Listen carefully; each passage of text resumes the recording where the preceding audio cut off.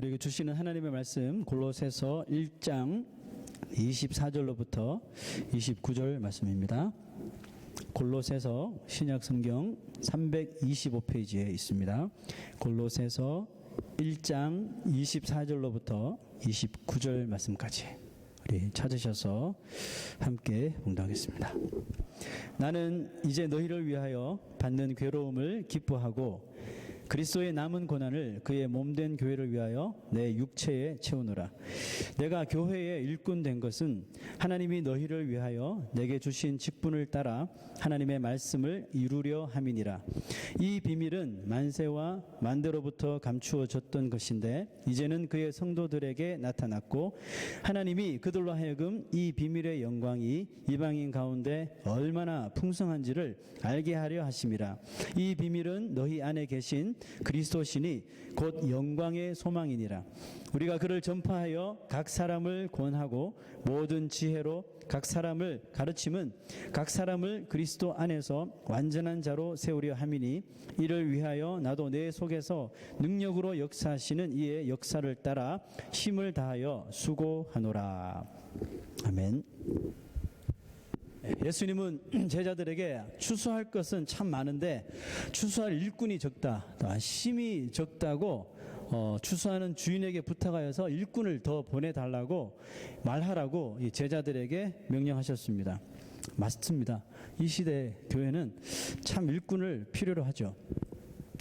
눈을 떠서 보면 동서남북 참 교회는 많아요. 교회는 많고 또 성도들도 예수 믿는 사람들, 교회 다니는 사람들도 너무너무 많은데 참 일꾼이 부족해요. 교회마다 뭐 이렇게 연초가 되면 일꾼이 되세요, 헌신하세요, 봉사하세요, 말 이야기들 하죠. 그죠? 여러분, 교회에 왜 일꾼이 필요합니까? 사람들은 이런 생각을 하기도 합니다. 일꾼이 있어야지 교회가 이렇게 메인테인, 유지되죠. 뭐 틀린 말은 아니죠. 정말 교회가 그러면 잘 메인테인 되기 위해서, 잘 유지되기 위해서 우리가 좀 세속적으로 생각하는 거예요. 좀 이렇게 교회가 잘 유지되기 위해서 헌금도 얼만큼 나오고 사람도 얼만큼 오고 아이들도 얼만큼 있고 그냥 잘 유지되기 위해서 일꾼이 필요할까요? 속된 말로 교회가 잘 돌아가기 위해서 교회는 일꾼을 필요로 할까요? 아니란 거 잘 아시겠죠? 교회에 일꾼이 필요한 이유는 딱 한 가지입니다. 그것은 예수 그리스도께서 교회에 맡겨주신 사명 때문에 그렇습니다. 사명 때문에 교회는 일꾼을 필요로 해요. 교회는 그리스도의 몸이라고 말하죠. 그리스도의 몸이신 교회가 건강해야 돼요. 건강하기 위해서 필요한 것은 든든한 파이낸셜도 아니고 재정도 아니고 물질도 아니고 또 아주 근사한 교회 있으면 좋겠지만 그것도 아니고 또 아주 다양한 이런 프로그램들도 아니에요. 교회가 건강하기 위해서는 건강한 일꾼들이 많이 세워져야지 정말 건강한 교회가 됩니다. 건강한 일꾼들이 많이 세워져야지 교회의 사명인 복음 전파를 잘 감당할 수 있게 되기 때문에 그렇습니다. 저희 기도 가운데 하나는 뭐냐 하면 주여 일꾼을 보내주소서. 개척하고 줄곧 저희 기도 속에는 주여 저희 교회에 일꾼을 보내주소서, 이 기도예요. 잘못 들으면 저 목사가 딴 교회에서 잘 봉사하는 사람이 마음이 변해서 우리 교회에 오게 해달라고 이렇게 들릴 수도 있어요. 그게 아니라는 것을 알려드리고요. 일꾼을 보내주셔서. 여러분 잘 알다시피 교회의 일꾼은 하늘에서 갑자기 뚝 떨어지는 것이 아니에요. 했다 받아라 하고 하나님 일꾼을 우리에게 주시는 경우도 있겠죠. 그죠? 진짜 필요로 하는 것은 하나님께서 이렇게 옮겨주셔요. 그죠? 빌립을 옮겨주신 것처럼 옮겨주실 때도 있어요. 그러나 많은 경우에 교회 일꾼은 하늘에서 이렇게 뚝 떨어지는 것이 아니에요. 처음부터 준비된 일꾼은 없다는 겁니다. 일꾼은 그러므로 잘 만들어져야 합니다. 하나님의 손길을 통하여 다듬어지고 다이아몬드가 다듬어지듯이 금이 이렇게 연단되는 것처럼 잘 깎여지고 단단하게 만들어져야지 정말 일꾼이 되는 거예요. 비록 시간이 걸리고 시행착오를 저 사람 아닌 것 같은데 또 맞는 것 같은데 아닌 것 같은데 맞는 것 같은데 이것을 반복하면서 시행착오를 겪는 한이 있더라도 한 사람 한 사람 주의 일꾼으로 변화되어서 교회에서만이 아니라 이 세상으로 나가서 세상의 그 적소에서 그리스도의 빛을 발하는 그런 일꾼들이 만들어져 가는 그런 교회. 그런 교회가 되기를 정말 저는 기도하며 소망합니다. 예수님에게도 수많은 무리가 따랐죠. 예수님이 옮겨 다니실 때마다 수천 명, 수만 명이 줄줄줄줄 예수님을 따라다녔어요. 그러나 정작 예수님의 그 일꾼으로 제자로 쓰임받은 사람은 손가락을 꼽는다니까요. 소수에 불과했어요. 하지만 확실한 몇 명의 이 그리스도의 일꾼들을 통하여 세상은 복음을 받고 세상은 뒤집어 엎어지더라는 거예요. 그러니까 여러분, 결국 하나님의 나라는 말에 있지 아니하고 어디에 있다고 그랬습니까? 능력이 있다고 하셨어요. 교회는 이래야 된다, 저래야 된다, 이러쿵 저러쿵 말만 하는 교회, 말만 하는 성도가 필요한 것이 여러분 아닙니다. 이 세상은 말 잘하는 사람 너무너무 많아요. 그 교회가 이래야 돼요, 이래야죠, 교회는 이걸 해야죠, 저래야 되죠, 이렇게 말만 하는 것이 아니라 실제로 그 복음 때문에, 하나님의 말씀 때문에 삶을 변화시키고 자기 몸으로 직접 뛰어서 보여주는, 그래서 자기 입술로 말하는 것이 아니라 그 모습을 바라본 사람들이 저게 정말 믿음이구나, 저게 정말 복음을 받은 예수 그리스도를 전하는 사람의 진짜 예수 믿는 사람이라는 것을 세상에 알리고 나타내야 한다는 것입니다. 여러분, 주위를 들어보세요. 얼마나 세상이 어둡고 혼탁스럽습니까? 여러분, 세상이 더러워서, 세상이 하나님을 떠나서 세상이 혼탁한 겁니까? 그런 면도 있겠지만 좀 더 정확하게 이야기하면 아니에요. 예수를 제대로 믿는 사람이 없어서 그렇습니다. 여러분, 얼마나 예수 믿는 사람들이 많은지 몰라요. 노방전도 해도 다 믿는데요. 제대로 믿는 사람이 없어서 세상이 점점 혼탁해지는 거예요. 우리 착각하면 안 돼요. 세상이 자꾸 하나님과 떠나기 때문에, 말씀과 멀어지기 때문에 그게 자기 자신이거든요. 그 자기 자신을 바라보지 못하고 세상이 혼탁해, 주님 오실 날 다 돼서, 그러다 진짜 주님 오시면 어떡하려고. 얼마나 믿는 사람들이 똑바로 믿지 못하면 세상이 이렇게 이야기해요. 당신 이렇게 예수 믿으면 안 돼. 예수를 믿지 않는 세상이 믿는 자들을 통해서 예수 믿으려면 똑바로 믿어야지, 그렇게 믿으면 안 된다고 이렇게 손가락질 한다니까요. 목사가, 참 부끄러운 말이지만, 목사가 하나님 말씀에 yes or no, 순종해야지 되는데, 목사가 하나님 말씀대로 살지 못해서, 오죽해서 목사가 하나님 말씀에 답을 얻지 못했으면 세상의 법적에 끌려나가서 그 세상의 콜트에서 그 저지에 훈계를 들어야 합니까? 여러분, 목사도 이 시대의 목사도 이 정도인데, 평신도들은 물론 목사보다 뛰어난 영성을 가진 분도 많아요. 하지만 적어도 목사가 이 정도면 그 평신도들은 어떻겠습니까? 예수 그리스도의 그 영광스러운 이름이, 존귀함을 받아야 할 그 이름이 땅에 떨어져서 짓밟히고 있는데도 불구하고 믿는 사람들은 그저 자기 자신만 돌봅니다. 자기 믿음 생활만 돌보면 되는데 믿음 아닌 것에도 자꾸 돌본다니까요. 먹고 살고 입고, 그죠? 아니면 우리 교회, 우리 것, 우리 가정, 여기서 헤어나지를 못해요. 세상에서 짓밟히는 예수 이름은 다른 사람이 믿는 예수 이름입니까? 세상에 땅에 떨어져 있는 예수 이름은 저 멀리 사는 사람이 믿는 예수입니까? 우리와 전혀 상관없는 예수입니까? 여러분, 이럴 수는 없죠. 그렇게 되었어도 안 됩니다. 우리가 느헤미야서를 계속 설교를 들었는데요, 느헤미야가 자신은 태어나지도 않았고 또 한 번도 가본 적도 없는 그 예루살렘, 유다 예루살렘에 대한 이야기를 듣죠. 그곳은 아버지의 나라, 할아버지의 나라였어요. 유다 백성들이 범죄하여서 바벨론으로 포로로 끌려오고, 바벨론은 페르시아 나라에 잡아먹혀서 페르시아의 국민으로, 페르시아 시민권을 가지고 살았던 사람이 느헤미야예요. 한 번도 가본 적도 없고 태어나지도 않고 귀로만 들었던 그 아버지의 나라, 할아버지의 나라였던 유다 예루살렘이 파괴되고, 성전이 불타 없어지고, 성벽도 다 훼손되고, 성문도 다 불타 없어지고, 거기에 조금이라도 남아서 살아있는 백성들은 하나님을 믿는 소망 없이, 하나님의 백성들인데 그 하나님을 모르는 이방 사람들과 뒤섞여가지고 율법도 배제한 채, 하나님도 배제한 채 그냥 다 뒤섞여가지고 소망 없이 살아간다는 그 말을 느헤미야가 듣고 어떻게 했나요? 내 일도 아닌데 내가 거기 가서 살 것도 아닌데 이렇게 했나요? 아니잖아요. 가슴을 찢어요. 옷을 찢어요. 금식을 선포하고 하나님, 어떻게 하나님의 나라, 하나님의 백성이 이 지경이 될 수가 있습니까? 그 땅의 회복을 위하여 결국은 자기 자신이 그리로 가잖아요. 헌신했던 그 느헤미야의 이유가 뭐예요? 바로 그 땅이, 그곳이 자신이 사랑하는 바로 하나님의 그 나라요. 또 하나님이 그토록 사랑하시는 곳이었기 때문에 그렇습니다. 하나님이 세상을 이처럼 사랑하사 그랬잖아요. 이 세상은 하나님이 사랑하셔서 만드신, 창조하신 곳이란 말이죠. 그러면 우리가 이런 찬양하잖아요. 하나님의 시선이 머무는 곳에 우리의 시선도 머물게 해주시고, 하나님의 시선이 머무는 곳에 우리의 발걸음도 가게 해달라고. 우리 노래 얼마나 잘합니까? 하지만 우리는 안 간다니까요. 헌신하지 않는다니까요. 일꾼 되지 않는다니까요. 십자가 지지 않습니다. 왜? 목구멍이 포도청이라. 주님 오실 날은 다 가고 있는데 목구멍이 포도청이라. 오늘은 아닌 것 같아요. 원래는 아닌 것 같아요. 이거 정리되면, 이거 준비되면 그러다 세월 다 가는 거죠. 그러다 주님 오시는 거예요.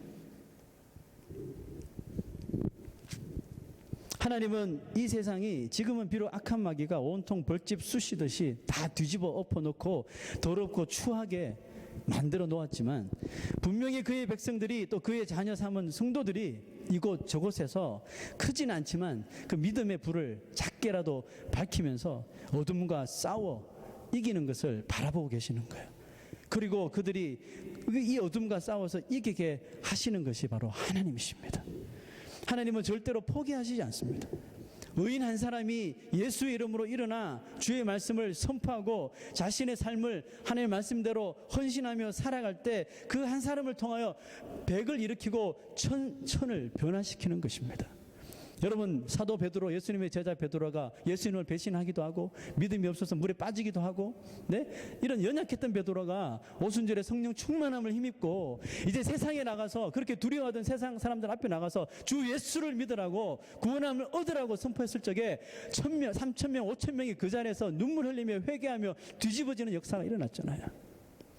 하나님의 의인 한 사람이 이렇게 자기 자신을 헌신하여 주의 일꾼 되면요, 그 한 사람을 통해서 백을 일으키고 천을 변화시킨다니까요. 그렇게 한 사람 한 사람 찾으시는 그 한 사람이 여러분들이 되시길 바라요. 그 하나님의 뜻이란 말입니다. 우리가 지금 골로새서를 보고 있는데요, 골로새 교회의 이 형편도 그다지 좋은 편이 아니었어요.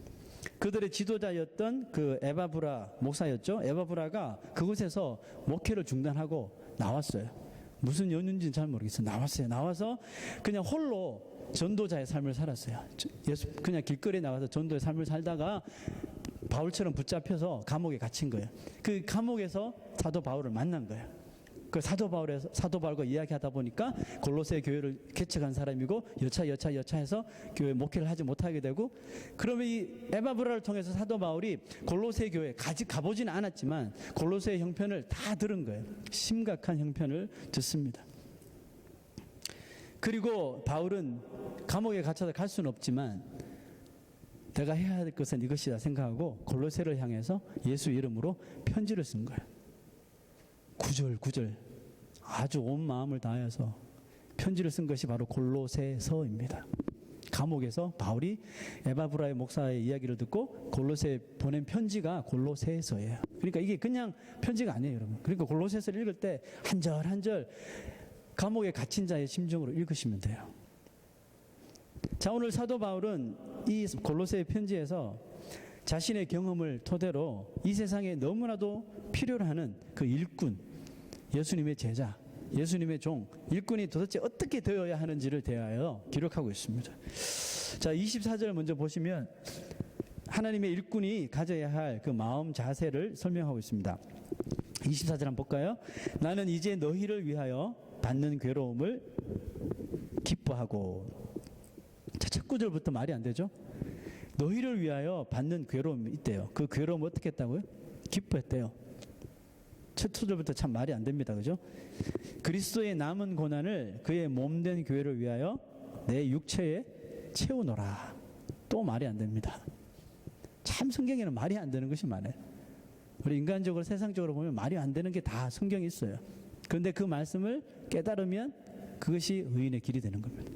자, 봅시다. 왜 바울이 이런 말을 했을까요? 너희를 위하여 받는 괴로움을 나는 기뻐하고 그리스도의 남은 고난. 그리스도의 남은 고난 뭘까요? 예수 그리스도께서 십자가에 죽으시고 고난을 다 받으셨는데 여전히 부족한 겁니까? 고난이 남은 겁니까? 예수님 다시 이 세상에 오셔서 나머지 고난 다 받으셔야 돼요. 그 고난을 이야기합니까? 아니죠. 그리스도께서는 이 세상에서 그가 받아야 할 고난 다 받으셨어요. 십자가 지시고 죽으심으로 우리의 죄를 사하여 주시고 다 이루었다. It is completed. 분명히 선언하셨단 말이에요. 그리스도가 받으실 고난이 이제 없어요. 자, 그러면 사도 바울이 말하고 있는 그리스도의 남은 고난, 이건 도대체 뭡니까? 제가 그렇게 봅니다. 예수께서 걸어가신 고난의 길을 이제 누가 걸어가야 돼요? 예수는 이 땅에 계시지 않으니까 누가 걸어야 돼요? 예수 믿는 자들, 택함 받은 자들, 성도로 택함 받은 자들, 성도된 자들이 이 고난의 길을, 예수님이 가신 고난의 길을 이제 성도된 우리들로 하여금 계속적으로 걸어가게 하기 위해서 자기를 부인하고 십자가 짊어지고 가라 그랬죠. 이 제자의 삶이잖아요. 그렇게 걸어가게 하시기 위해서 남겨두신, 우리를 위해서 우리를 골탕 먹이려고 남겨두신 길이 아니라 우리를 더욱더 의로운 자 되게 하시기 위해서 남겨두신 고난, 그 고난입니다. 바울은 기꺼이 이 남은 고난을 스스로 걸어가기로 작정한 사람이죠. 우리 가운데도 작정한 사람이 있죠, 그죠? 안 한 사람도 있지만, 바울은 왜 이 고난의 길을 스스로 가겠다고 하나님 앞에 약속하고 작정했나요? 왜냐하면 그 길이 바로 예수 그리스도를 내가 사랑하는 방법이고, 또 그리스도의 몸된 교회를 가장 사랑하는 길이었기 때문에 그렇습니다. 바울은 그 고난의 길을 몸소 걸어갔었는데, 여기서 그는 자기가 어떻게 이 길을 걸어갈 수 있었는지 자신만의 그 노하우를 설명해 주고 있어요. 자, 그것이 아까 읽었던 24절의 말씀이에요. 너희를 위하여 받는 괴로움을 기뻐했대요. 그 말로만 기뻐한 것이 아닌 것 같아요. 정말 기뻐했대요. 또 그리스도의 남은 고난을 어떻게 했다고요? 자신의 육체에 채웠대요. 자, 여러분 이 말씀 이해돼요? 뭐 기뻐했다는 말은 좀 이해가 되는데, 그리스도의 남은 고난, 그 내가 지고 가는 십자가의 길, 고난의 길, 순례자의 길, 이런 모든 그런 길을 갈 때 당하는 모든 어려움, 상처, 뭐 고통, 뭐 이런 고난을 내 육체에 계속해서 필업, 채웠대요. 여러분 이 말씀 이해하셔요? 도대체 무슨 뜻일까요, 여러분? 사도 바울은 왜 이런 말을 했을까요? 왜 그리스도의 남은 고난을 내 육체에 채웠다고 말할까요? 곰곰이 말씀을 묵상하고 생각하다 보니까, 아, 이런 뜻이겠구나. 자기가 예수 그리스도 때문에 당하는 모든 고난을 스스로 다 받아들였다는 거죠. 다르게 이야기하면 다 자기가 흡수했다는 거예요. 이해되십니까? 내가 예수 전하다가 예수 믿다가 당했던 이런 고난, 아픔들을 마음에 담고 있다가 어느 곳에 가서 다 풀어버린다든지 아니면 다른 사람에게서 다 내뱉어버린다든지, 이게 아니고 자기 마음속에 차곡차곡 다 뒀대요. 자, 여러분 말은 쉽지만 이렇게 할 때 자신에게는 상당한 아픔과 상당한 고통이 분명히 따라온다는 것을 우리가 생각할 수 있겠죠. 그럼에도 불구하고 뭐 한국에 이런 군인들 있잖아요. 군인들이 있는데 갑자기 폭탄이 터졌어요. 폭탄이 터지기 전에 수류탄이 떨어진 것을 보고 그 리더격 되는 군인이 그 마음을 덮어가지고 자기는 희생당하고 다른 군인들은 살게 하는 그런 일들이 있었잖아요. 마치 그런 것처럼 그리스도 때문에 당하는 그 폭탄, 이 고난을 자기 몸으로 덮쳐버리듯이, 그 고난을 내가 희생하여서 흡수해 버리면 나 하나의 이 받아들임으로, 그 고난을 받아들임으로 인하여서 그 주위가 살게 되고 또 그 공동체가 더욱더 굳건하게 설 수 있게 되는 것. 여러분 우리 요셉을 한번 생각해 보십시다. 요셉 아시죠? 요셉은 그 형들에게 받은, 10명의 형들에게 받은 상처가 엄청나게 큰 사람이죠.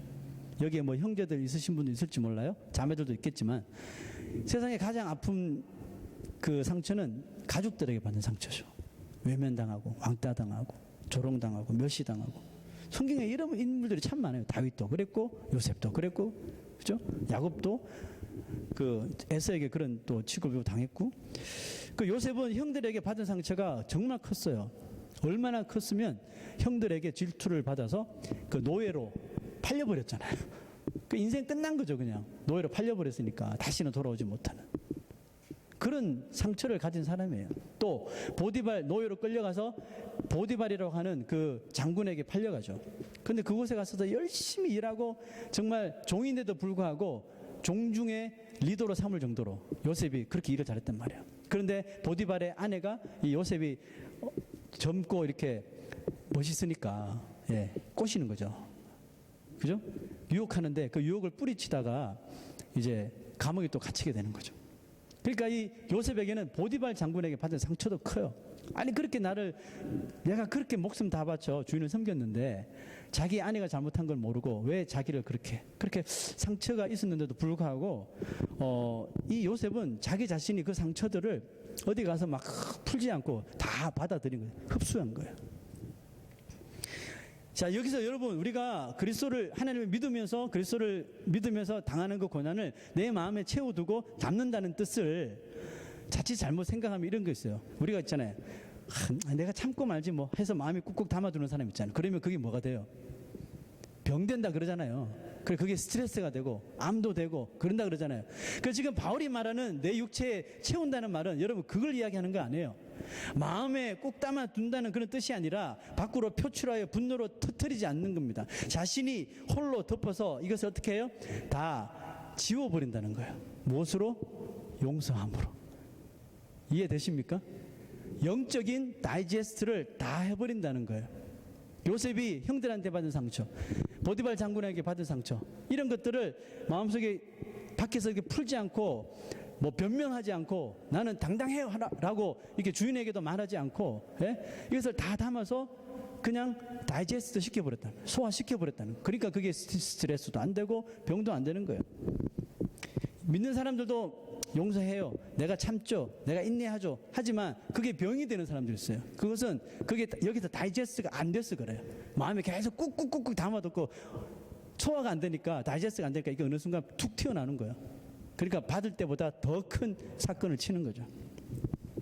만약에 요셉이 증오심으로 그 속에 계속 가지고 있었다면 요셉이 형들에게 받은 상처, 보디발에게 받은 상처 이런 것들을 속에 꾹꾹 가지고 있었다면 그가 드디어 총리가 되었을 때 제일 먼저 손봐 주었던 사람이 아마 보디발 장군이 되었을 거예요. 왜? 보디발보다 더 높은 레벨에 올라갔으니까. 첫 번째로 보디발 장군 불러가지고 내 이놈 내가 당신한테 얼마나 그렇게 잘했는데 당신 아내가 그렇게 나를 유혹했는데 그걸 모르고 어떻게 나를 감옥에 가둘 수가 있느냐 하면서 할 수 있었겠죠. 근데 안 했단 말이죠.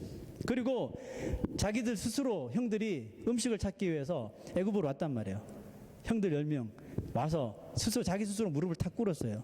요셉인 줄 모르고. 그 자리에서 요셉이 그 형에 대한 상처, 증오가 남았다면 여러분 같으면 어떻게 하시겠어요? 자기 자신이 누군지 단번에 드러내놓고 그냥 막 다 감옥에 쳐넣겠죠. 복수할 수 있었어요. 하지만 요셉이 그렇게 안 했단 말이에요. 왜 그랬죠?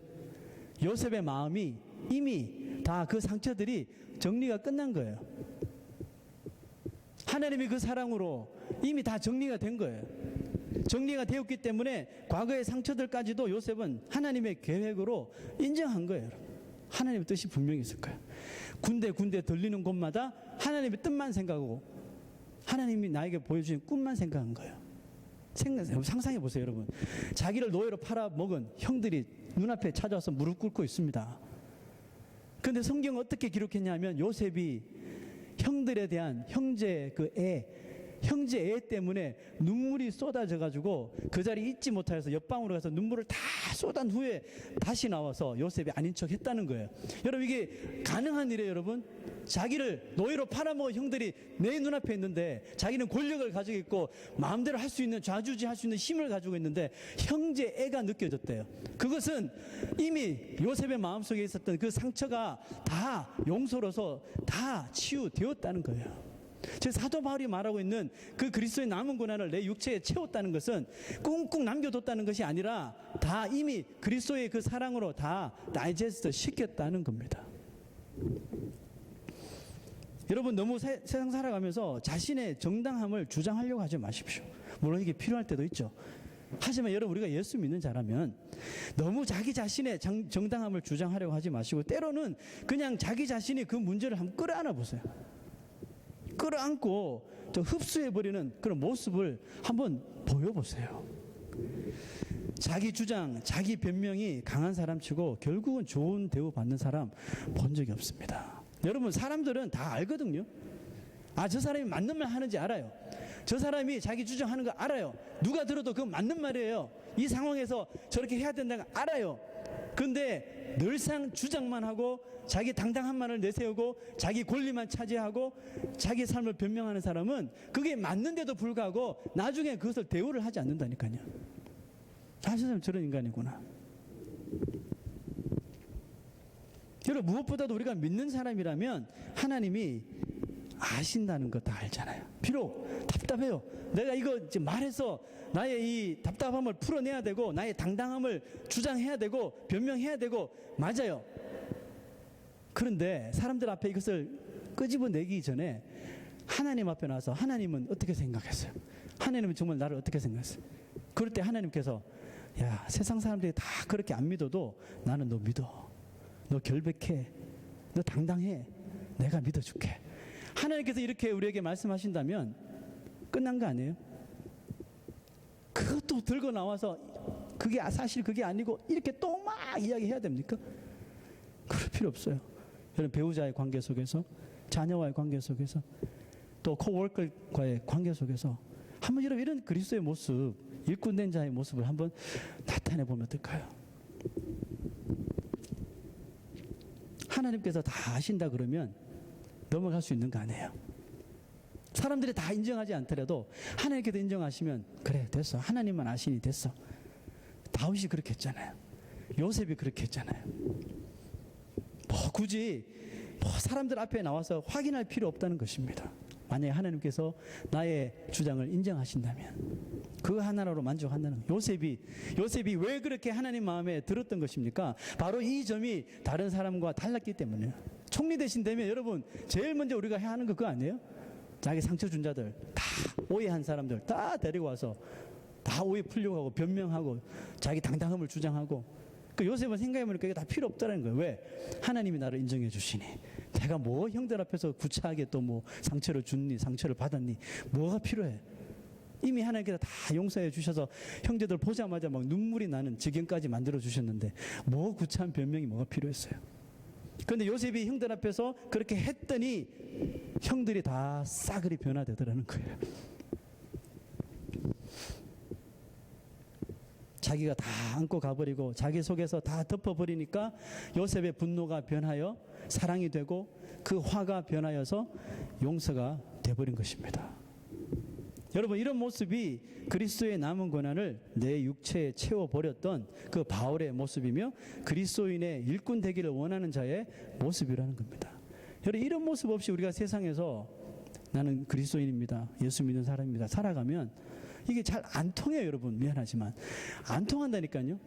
뭔가 좀 다른 모습이 요만큼이라도 있어야 하잖아요. 세상에서 믿지 않는 사람들과 믿는 자의 모습이 좀 다른 게 있어야 되지 않아요? 그러니까 나는 주일날 교회 갑니다. 교회 가고 교회 안 가고가 그 차이입니까? 아니에요 여러분. 이건 안 먹혀 들어가요. 이제 고난을 내 육체에 담는 채우는 그런 모습이 결국은 세상을 변화시킨다니까요. 한 사람만 마음에 덮으면 싸움은 일어나지 않습니다. 조금 싸우더라도 좀 싸우다가도 한 사람이 끝까지 덮어버리면 그 문제의 책임을 자기가 감수해버리면 싸움은 끝나요. 여러분 결혼하면 신혼이라 그러잖아요. 신혼이 그런 뜻이라면서요. 신혼 한 사람은 신나고 한 사람은 혼나는 것. 이게 신혼이래. 이제 앞으로 결혼할 커플이 여기 와 있는데 그런 신혼이래요. 그 잘 생각하고 결혼해야 돼요. 한 사람은 신나고 한 사람은 혼나는 것. 이게 신혼이라고 합니다. 이 글을 쓴 사람은 얼마나 이 부부가 만나서 결혼하고 이렇게 소통이 안 되면 한 사람은 계속 신나고 한 사람은 계속 혼나고 소통이 안 돼서 그렇다. 면서 신혼에 대해서 이런 정의를 내렸는데 저는 이 말이 왠지 맞다고 생각해요. 저는 다르게 생각해 봤어요. 이 말이 맞는 것 같아요. 여러분 결혼하기 전하고 결혼 후는 완전히 다릅니다. 여러분 결혼하시는 분 중에 결혼 전 연애할 때랑 결혼한 후랑 똑같다 내 배우자가 이런 사람 있으면 손들지 마세요. 제가 상처 입습니다. 그런 사람 없어요, 그죠? 100에 100, 1000에 1000. 예, 다 다르다는 것도 알아요. 아무리 사이가 좋고 저 사람 인격이 훌륭하고 좋아 보여도 조금만 공동체 생활을 하면, 공동체를 같이 산다는 거죠. 한 일주일? 제가 예전에 뭐 니꼬라는 이야기 했었죠. 제가 청소년 사회 가면서 청소년들을 데리고 버지니아 산속으로 들어가서 일주일 동안 아무것도 주지 않고 먹는 것도 그냥 세상에서 먹지 못하는 이런 음식들 주면서 일주일을 버티게 했더니 한 3일 정도 지나니까 그렇게 착하고 말 잘 듣던 애들도 다 야수로 변하는 거죠. 먹을 걸 달라, 네가 인간이냐 막 그러고 집으로 보내달라 그러고 교회는 다시 안 나온다 그러고 하나님을 욕하고 막 이런 성질들이 막 나와요. 그러다가 먹을 걸 딱 주니까 또 얌전한 순한 양이 되는 그런, 일주일만 공동체 생활하면 다 나와요. 여러분 나를 잘 모르시죠? 저도 여러분 잘 몰라요. 저와 함께 한 달만 같이 살아봅시다. 다 드러납니다. 나쁜 습관, 나쁜 성격, 철저하게 가려져 있었던 여러분들의 자기 배우자에게도 드러내보지 못했던 그 성격까지 다 나온다니까요. 이거예요, 여러분. 아무리 사이가 좋고 인격이 좋아 보이는 사람도 같이 살아보면 적나라하게 그게 다 드러난다니까요. 연애할 때 그렇게 잘 사귀었던 남편, 그렇게 이뻤던 그런 아내, 결혼하고 나니까 이게 다 드러나기 때문에 연애랑은 결혼은 다른 게 정상입니다. 그래서 다투고 싸우고 하죠. 그런데 여러분 신혼이 멋진 신혼이 되려면, 뭐 신혼뿐만이 아니라 결혼이 정말 멋있는 결혼이 되려면 한 사람은 계속 신나야 되고 한 사람은 계속 혼내 주어야 합니다. 좀 이 말을 이해하십니까? 무슨 뜻이냐면 적어도 한 사람만 끝까지 참으면 된다는 겁니다. 여기서 참는다는 의미를 계속 참아서 속병이 나는 그런 참는다는 의미가 아닌 거 아시죠? 완전히 다이제스트 소화시키는, 참되 그냥 가정의 행복을 위하여, 우리 부부의 행복을 위하여. 저 사람이 나한테 혼나는 것으로 인하여서 기뻐하고 신나고 즐거워해서 가정이 더 행복하면 그것으로 기뻐하는, 그게 사랑이 아닐까요? 네? 한 사람만 받아주고 덮어주고 흡수해주면 돼요. 그게 남자가 하든지 그것을 여자가 하든지 둘 중에 한 사람만 하면 돼요. 그걸 받아주고 덮어준다고 여러분 이 세상에 루저라고 말하는 사람 없어요. 넌 어떻게 그렇게 살고 그렇게 하고 사니? 이렇게 사는 게 어때서? 이것이 우리의 행복을 지켜주는 건데 루저가 아니에요, 여러분. 하나님께서 그것을 기뻐하시면, 그죠? 그것을 통해서 가정을 일으키신다면 그렇게 해야 되죠. 믿음의 삶이라는 것이 결국 열매가 나와야 해요. 그죠? 갈라디아서에 보면 성령의 열매라는 게 나오잖아요. 믿음의 삶이라는 것이 결국 열매가 나와야 하는데 안타까운 것은 뭐냐 하면 믿음의 삶을 살다 보면 열매가 조금 보이려고 할 때가 있어요. 나도 이제 믿음의 삶에 열매가 조금 보이는구나. 성령의 열매가 뭐예요? 사랑, 희락, 화평, 오래 참음, 자비, 선, 양선, 충성, 온유, 절제. 이 열매들이 조금씩 믿음 생활을 하면서 보이기 시작하는데, 보이려고 하는데 떨어지는 경우가 참 많아요. 이유가 뭐예요? 참지 못하는 거죠. 화를 터뜨리고 분을 참지 못해서 이런 성령의 열매들을 얻지 못하는 거예요. 기억하십시오, 여러분. 하나님은 여러분과 나 같은 죄인을 위하여 길이 참으시고 또 참고 계시다는 것을 알아야 합니다. 예수님은 십자가에 달리시면서도 육신의 몸을, 눈을 감기까지도 참아주셨어요. 아니 내가 왜 저 십자가 왜 져야 되지? 내가 안 줘도 되는 건데 내가 왜 이 고통 당하면서 저 십자가 왜 져야 되지? 이런 말씀 안 하셨단 말입니다. 무슨 말씀 하셨어요? 숨이 넘어가는 그 순간까지 아버지 저들의 죄를 저들에게 돌리지 마시고 저들의 죄를 용서해 달라고, 저들을 포기하지 말아 달라고 이렇게 말씀하시고 십자가에 매어 달릴 것입니다. 그리고 무엇보다도 지금도 우리 죄인들이 회개하고 돌아오기를 참고 기다리시는 것이에요. 여러분들 스스로 지금 신앙생활 잘하고 있다고 생각하십니까? 여러분 스스로 나는 그리스도의 제자라고 생각하십니까? 근데 그것이 나는 그렇게 생각되는데 하나님은 나를 향해서 아직까지 참고 계시다고 생각되시면 어떻게 생각하십니까? 하나님이 아직도 너 참고 있는 중이야? 참고 있는 중이야? 이렇게 말씀의 일꾼이 된 이유를 이제 이렇게 자세하게 설명하는데요. 25절에서 28절을 한번 우리 같이 한번 읽어보겠습니다. 25절에서 28절. 내가 교회의 일꾼 된 것은 하나님이 너희를 위하여 내게 주신 직분을 따라 하나님의 말씀을 이루려 함이니라. 이 비밀은 만세와 만대로부터 감추어졌던 것인데 이제는 그의 성도들에게 나타났고 하나님이 그들로 하여금 이 비밀의 영광이 이방인 가운데, 이방인은 예수 안 믿는 사람이죠, 이방인 가운데 얼마나 이것이 풍성한지를 알게 하려 하십니다. 누구를 통해서? 그 일꾼을 통해서. 이 비밀은 뭐라고요? 너희 안에 계신 그리스도시니 곧 영광의 소망이니라. 우리가 그를 전파하여 각 사람을 권하고 모든 지혜로 각 사람을 가르침은 각 사람을 그리스도 안에서 완전한 자로 세우려 함이니. 이렇게 사도 바울은 자신이 스스로 복음의 일꾼된 배경을 설명했어요. 바울이 그리스도의 일꾼이 된 것은 결국 하나님의 말씀을 이루는 것이었으며 하나님의 말씀이 이 어두운 세상과 이 어두운 세상의 빛과 같이 또 별과 같이 드러나게 하려고 예수 그리스도를 세상에 전한 것이라고 설명했습니다. 이것이 복음의 일꾼의 사명, 그리스도의 제자된 사명이라고 강조합니다.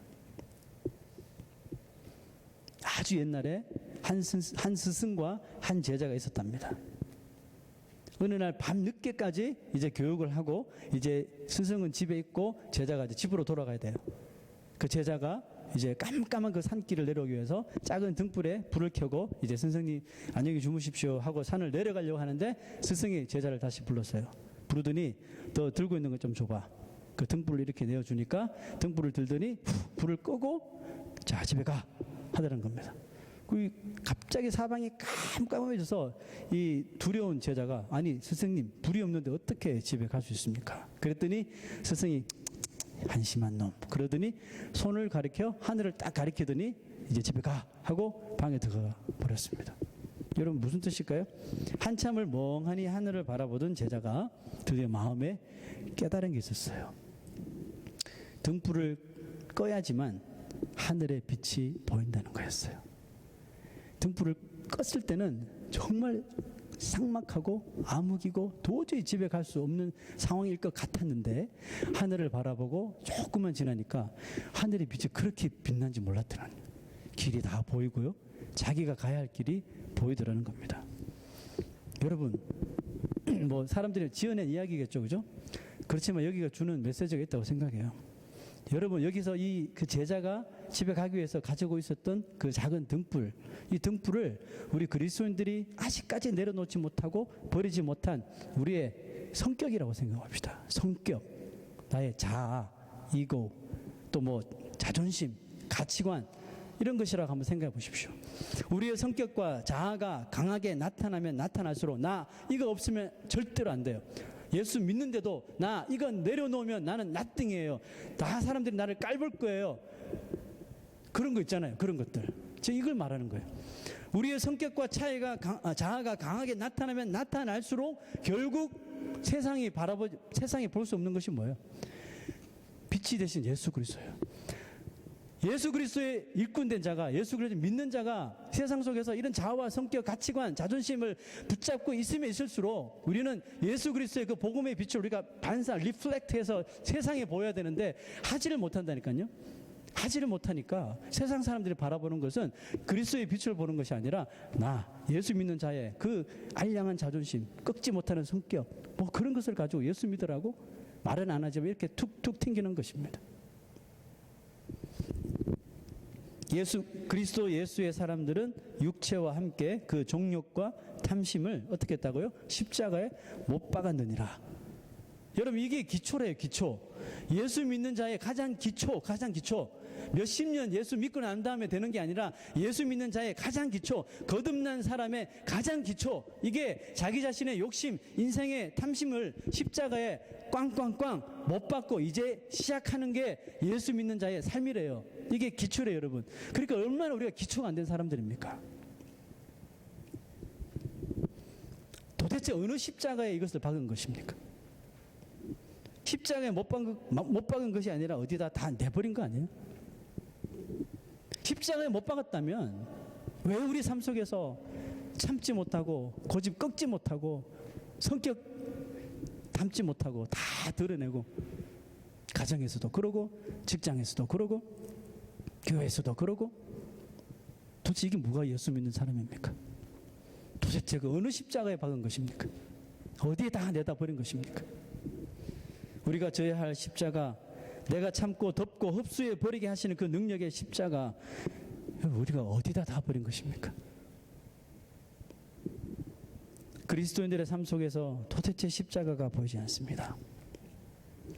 교회에서도 세상에서도 집에서도 왜 이렇게 영광의 십자가, 보혈의 피를 흘려주신 그 십자가가 보이지 않는 것은 왜 그런 것일까요? 아직까지 여러분 세상이 더러워서, 세상이 타락해서, 세상이 이렇게 혼탁하다고 말하실 것입니까? 십자가에 못 박지 못한 시퍼렇게 살아있는 나의 이 자아와 이런 성격과 욕심 때문에 세상은 그렇게 점점점 어두워져 가고 있는데 우리는 세상이 타락했다고요? 세상이 혼탁하다고요? 마귀 때문이라고요? 자기 자신을 다시 한번 더 되돌아볼 수 있는 그런 시간 되기를 바랍니다. 복음 증거라는 사명, 예수 그리스도라는 비밀의 영광이 얼마나 풍성한지를 세상에 알리기 위해서 사도 바울은 일꾼이 되었대요. 이 얼마나 가치 있는 일에 자기 자신을 헌신하신 것입니까? 여러분, 일꾼들에게 필요한 것은 자신의 자존심, 자아라고 하는 촛불이 아니라 바로 예수 그 자체에서 발생하는 그 영광스러운 빛을 세상에 알리고 세상에 비추는 것밖에 없습니다. 여러분, 그것이 우리의 사명입니다. 마지막 29절 볼까요? 이를 위하여 나도 내 속에 능력으로 역사하시는 이의 역사를 따라 힘을 다하여 수고하노라.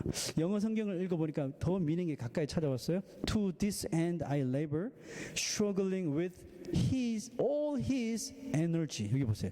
With all my energy가 아니에요. With all his energy. 누구의 에너지예요? 하나님의, 그리스도의 능력. Which so powerfully works in me. 내 자존심이 감당하지 못하고 내 자아가 감당하지 못하는 것, 하나님의 그 능력, 파워풀한 그 능력으로 감당해버리니까 다 되더라는 거예요. 자, 비밀이 밝혀졌죠? 사도 바울이 자기 자신의 일꾼된 노하우를 말한 것이 아니라 예수 그리스도께서 그렇게 보여주신 노하우를 자기가 본받아서 그렇게 살아간 거예요. 아시겠습니까? 이 비밀을 마지막 구절에 밝히는 거예요.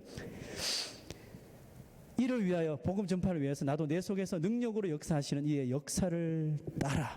내가 하려고 하지 마세요. 내 경험과 나의 지혜로, 나의 어떤 그런 백그라운드 가지고 하려고 하지 마세요. 다 튕겨나갑니다. 세상, 여러분 어떤 세상인데요? 안 돼요, 여러분. 하나님의 능력, with all his energy, which is powerfully works in me. 내 속에서 역사하여 주시는 하나님의 그 크신 십자가의 능력으로서는 모든 일을 감당할 수 있습니다. 하나님의 일을 자신의 힘, 자신의 성격, 자신의 자존심, 자아 같은 것으로 하려고 하지 마시고 내려놓으십시다. 내 속에서 능력으로 역사하시는 이의 파워풀한 에너지를 따라서 감당하시길 바랍니다. 내가 나서면 안 되지만 그리스도가 나타나시면 되는 것입니다. 저는 계속 이 골로새서의 제목을 왜 오직 예수인가, 왜 오직 예수인가, 이 제목만을 가지고 계속해서 설교를 하고 있습니다. 오늘도 한번 결론을 내려볼까요? 왜 오직 예수일까요? 왜 오직 예수이죠? 나눠서는 안 되고 그리스도의 빛으로는 되기 때문에 그렇습니다.